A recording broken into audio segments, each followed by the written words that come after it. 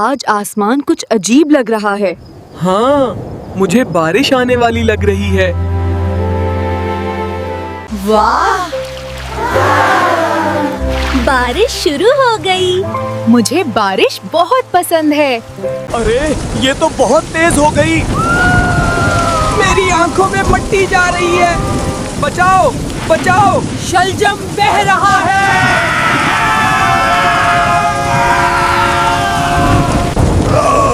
میں شلجم کو نہیں جانے دوں گا۔ سب مل کر زور لگاؤ۔ میں بچ گئی۔ آخر کار بارش رک گئی۔ دل کو سکون آ گیا۔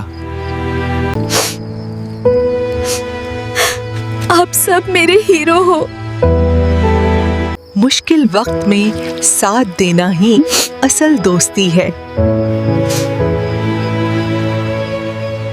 ہماری کہانی پسند آئے تو لائک اور سبسکرائب ضرور کرنا۔